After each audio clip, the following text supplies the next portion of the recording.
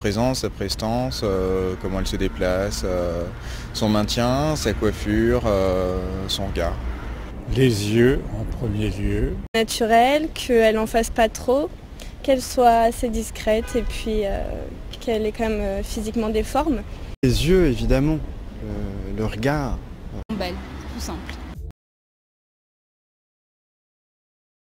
Et quelqu'un qui passe son temps devant son ordinateur et puis qui dort avec son sac de couchage sous son bureau.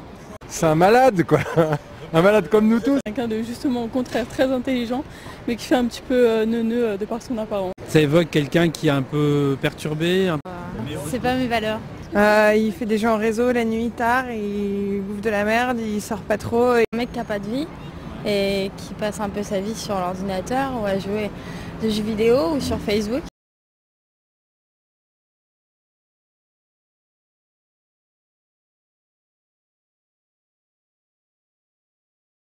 Bonsoir. Ce soir, dans Rencontre, je reçois Philippe Lacasse. Philippe, bonsoir. Bonsoir.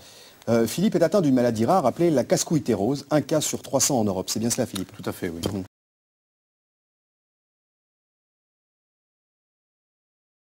Un autre écorché vif de l'époque, Coluche. S'il y a une ressemblance avec Coluche, elle est évidemment dans le côté gauche, populaire, voire populiste, qui gueule, qui braille fort, etc. Mais c'est aussi dans une fêlure absolument évidente, qui est dans le fait que ce sont des gens qui ne supportent pas la douleur. Et pour Marco, pour Marco. Le son, depuis, a beaucoup changé. Alors j'imagine que... Arrête tes casse-couilles, la merde! Oh, pardon, ça va, j'ai l'habitude. Je lui ai dit plein de fois, Renaud, arrête tes conneries.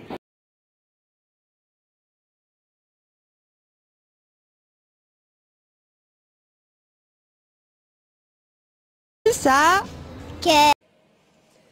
j'aime Renaud sur certaines chansons, mais pas tous. On dirait Zucchero qui a dormi dans une cave à vin et qui a pris du botox. Voilà. À chier, franchement. Ils chantent que de la merde en plus. C'est de la merde, c'est à chier. Ça chie, c'est de la chiasse.